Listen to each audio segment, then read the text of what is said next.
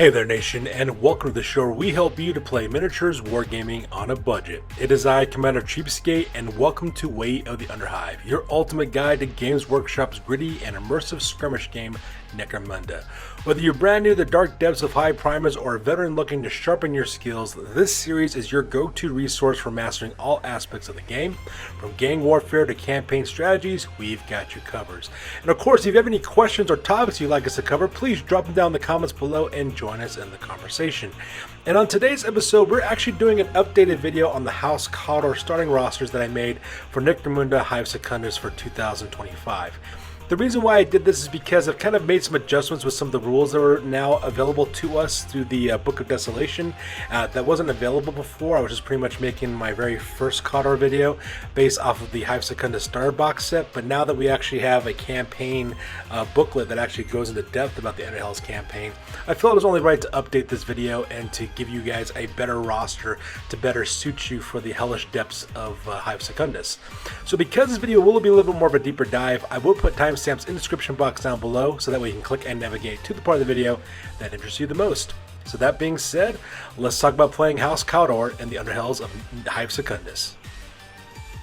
So first of all, let's talk about exactly what kind of conditions you can expect to find when you play in the Underhells campaign. Just to give you guys an idea, that visibility actually plays a huge role in the campaign development as you play it. And the reason why is because as you descend deeper into the depths of Hive Secundus, your visibility rules actually shrink down from 18 inches at the very top level all the way to 9 inches to the very bottom.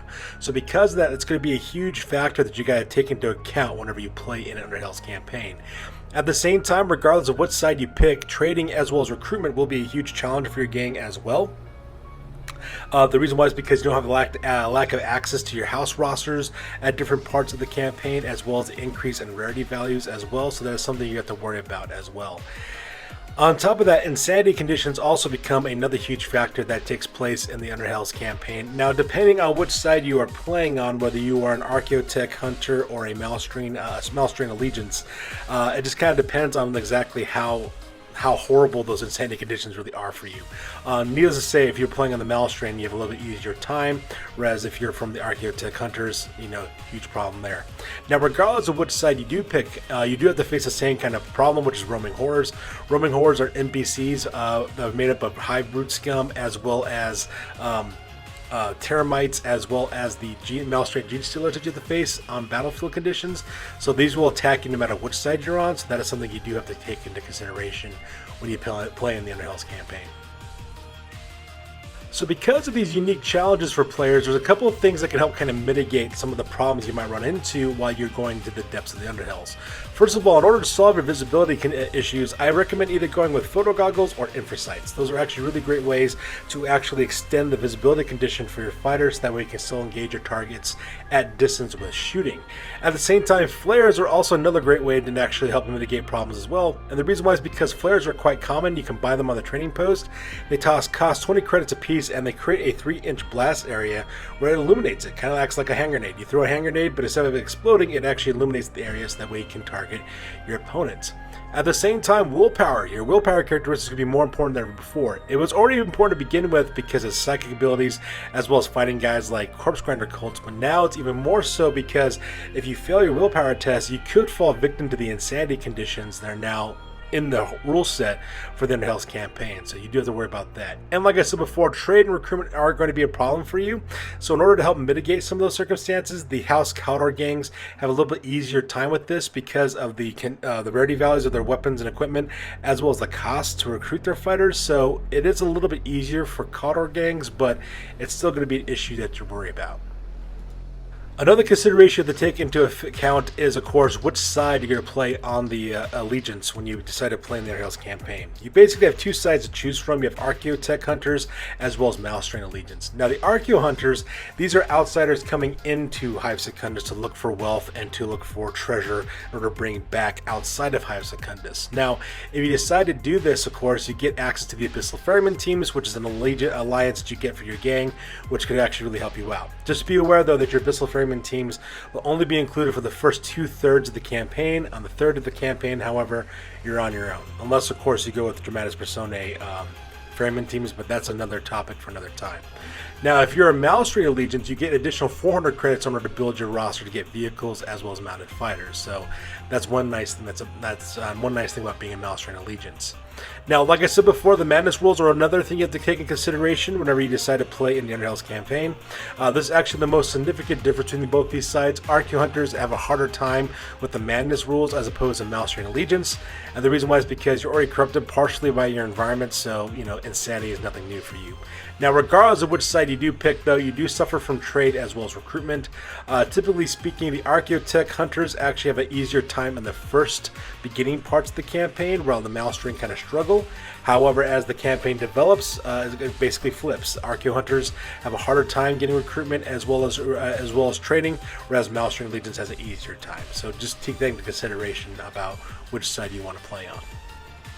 Now, like I mentioned before, Cawdor gangs actually have a little bit easier time in the Hive Secundus, and the reason why is because of the Devout Masses special rule. This will actually save you in your campaign, because that will let you to include multiple Cawdor Brethren, as well as Cawdor Bone Pickers for you to use on your actual battlefields. Not to mention, your fighters are actually the cheapest fighters of any gang, so that's going to be one thing that's going to help you out as well.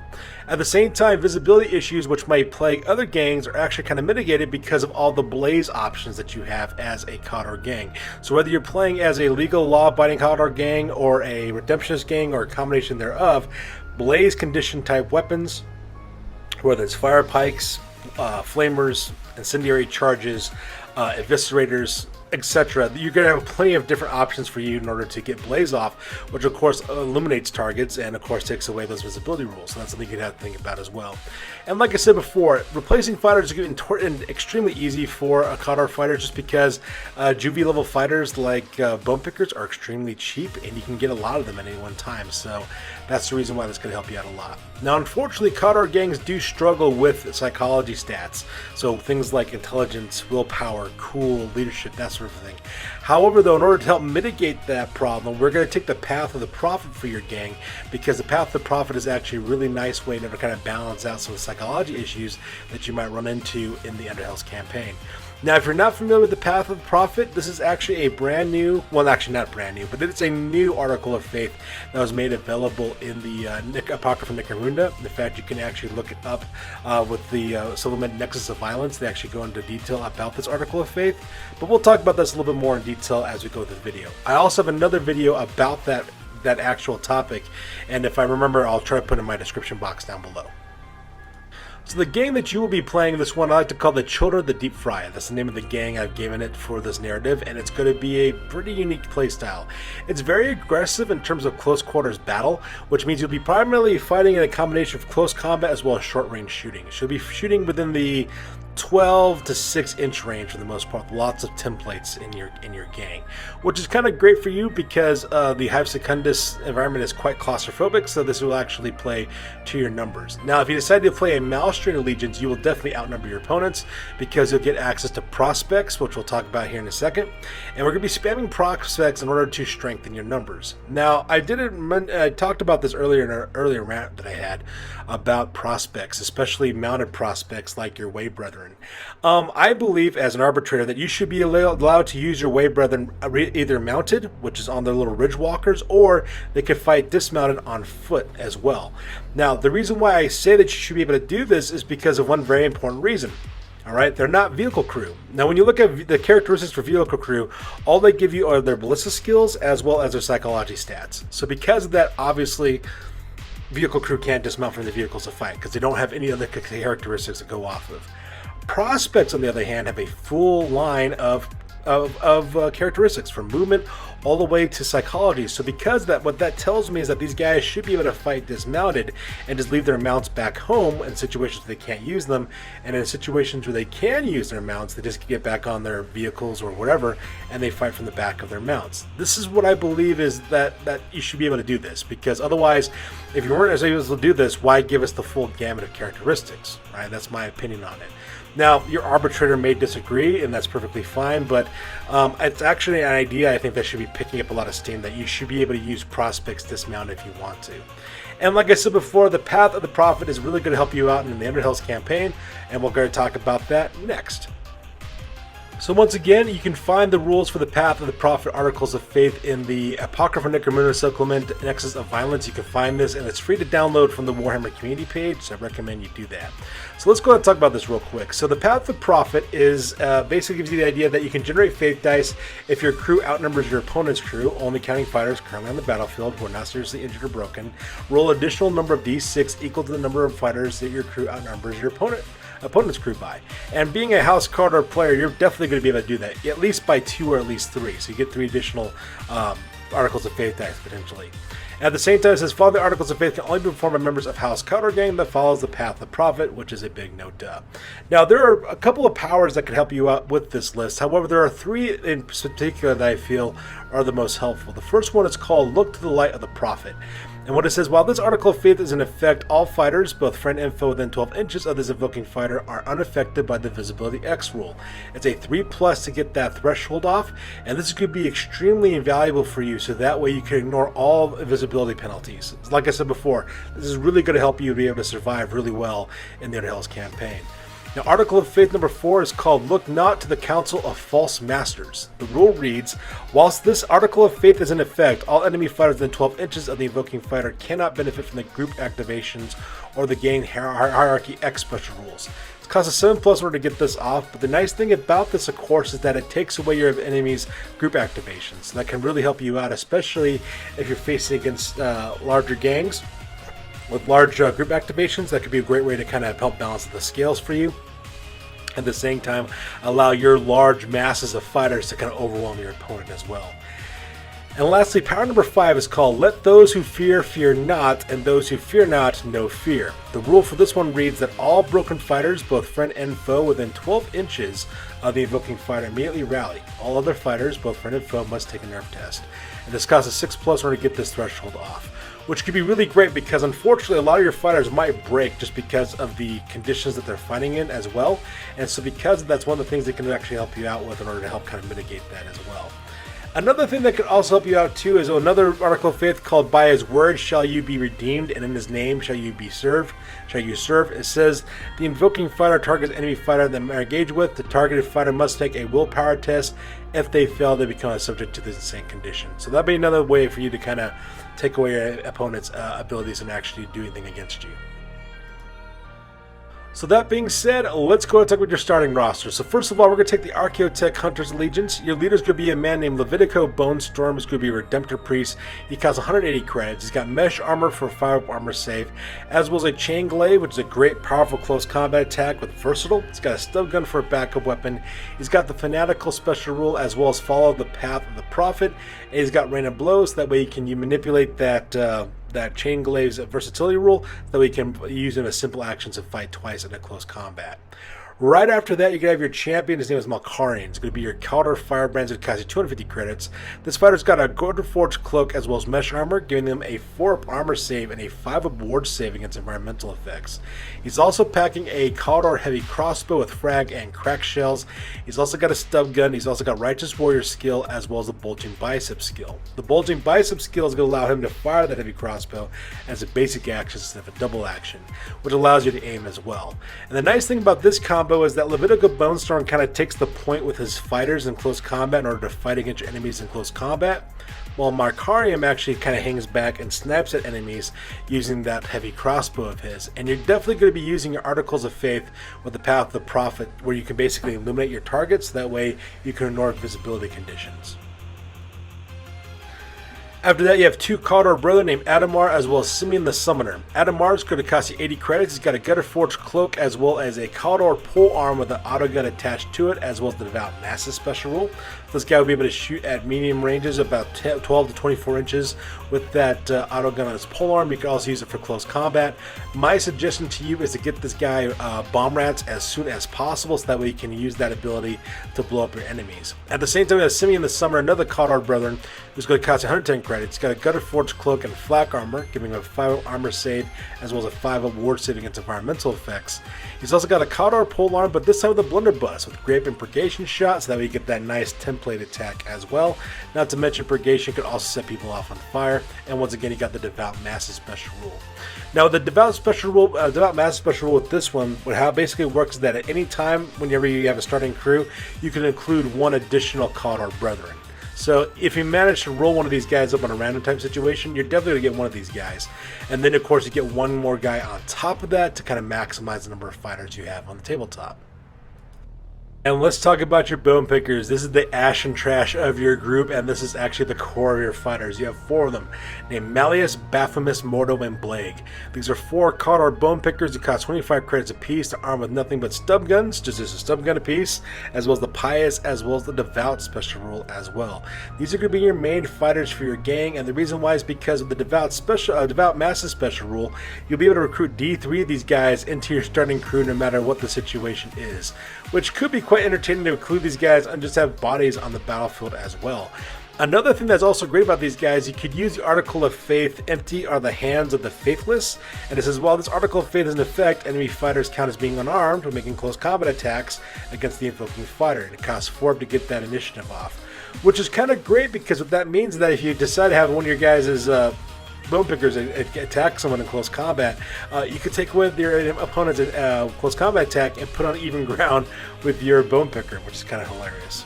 And then to add a little bit more shooting to your gang, we decided to include a Cawdor Stake Shambler called the Hive Quake.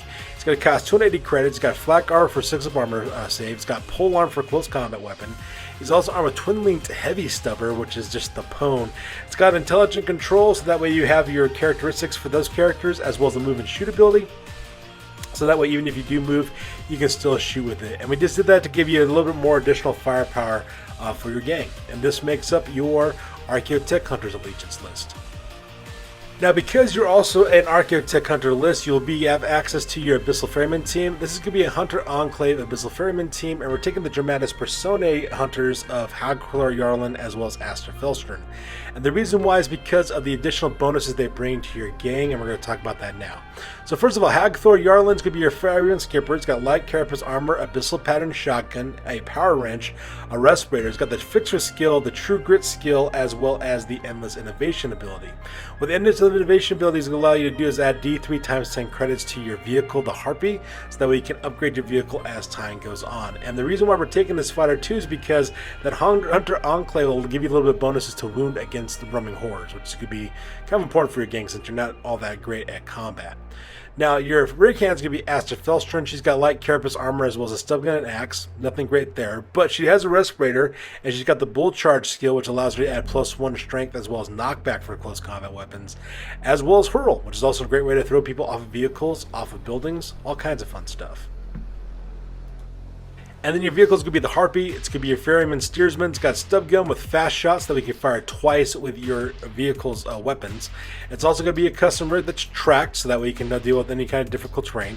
It's got a crash cage as well as escape hatches to protect your vehicle crew as well as your passengers. It's got a small transport cage to protect your fighters as you transport across the wasteland. It's got a redundant drive system in case you take a non-glancing hit to your drive system, as well as tire claws to increase your handling, nitro burner to increase your movement characteristic by 1 to mitigate the fact that you're a tracked vehicle, and it's also packing a grenade launcher with frag and crack grenades. So you'll be able to fire to that twice with your crew member, assuming you don't move, of course. And that's going to make up your custom rig for this list. So up next, let's talk about your Malstrain Allegiance list. Now, this is going to be exactly the same as the Archeotech Hunters list that we saw before. However, there's going to be some slight differences. First of all, you will not have access to your Abyssal Ferryman team, so you will not be able to have access to that because you're Malstrain Allegiance. However, you do get 400 credits for vehicles as well as mounted fighters, and that's where the major difference could be between this list as well as the previous Archeotech Hunter list. Alright, so because of this, we're going to have 3 mounted fighters. All 3 of these guys are going to be Cawdor Way Brethren. We got Edwin the Purge, who costs 135 credits. This fighter's got a Crack Lance, a Reclaimed Auto Pistol, as well as a Ridge Rocker. We have Dibris Malchus, who's another Cawdor Way Brethren, 135 credits, armed with Crack Lance, stub gun, as well as a Ridge Runner, Ridge Walker. And then we have Partner Gizmer. It's going to be your third Cawdor Way Brethren at 130 credits, armed with a Crack Lance, as well as a Ridge Walker. Now the nice thing about these three fighters is that they are prospects, so you can fight with these guys mounted on their Ridge Walkers, which would be great for you to use in any kind of situations where you have the Ash Waste kind of rules going down. But because they're also prospects and they do have their own characteristics minus their Ridge Walkers, I'm going to say that you will be able to use these guys on the battlefield and use them dismounted in situations where they can't take their vehicles with them. And that's going to be a huge game changer for those of you who are playing campaigns where your arbitrator will allow you to do that. Because that way you can definitely outpoint number your opponents. You can concentrate on using your Way Brethren and then take an additional Cawdor Brethren, as well as D3 Bone Pickers to kind of help round out your numbers. That way you can outnumber your opponents, which is playing to your strengths as a Cawdor player. So now let's go to our third list, which is going to be your Secundan Incursion Gang. Now, Secundan Incursion Gang is where you have a house gang that's led by a Spire Hunter. In this case, this character's name is Rajimi Santai. She's going to be a Jakara Spire Hunter at 250 credits. She's got a Jakara hunting rig, as well as a Mirror Shield and Naga Blade for that versatile attack.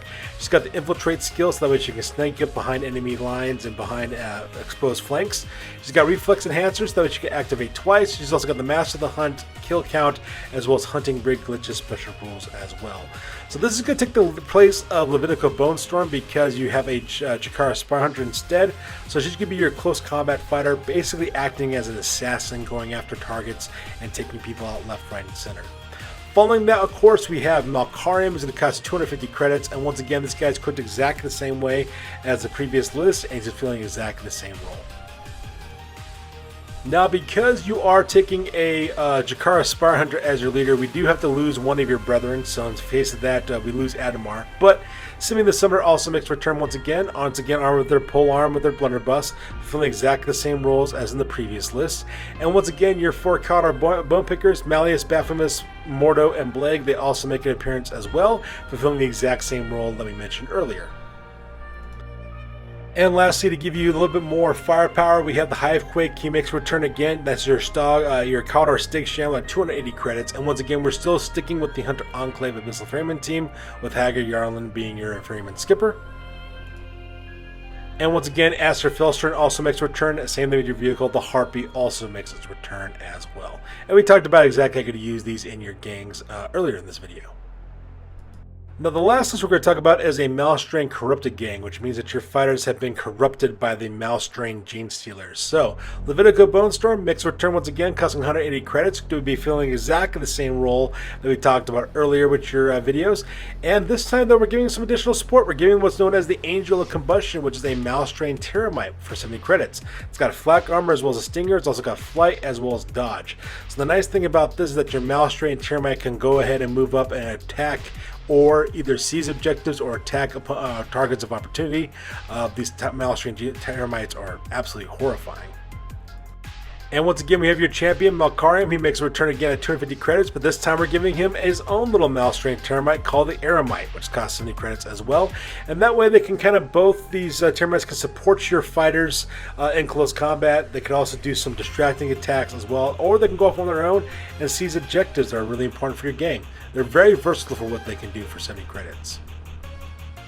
Once again, your two Cawdor brethren, Adamar as well as Simian the Summoner, they both make an appearance once again, costing 80 credits and 100 credits respectively, and they both equipped exactly the same as before in the earlier list, fulfilling the exact same roles that we mentioned earlier.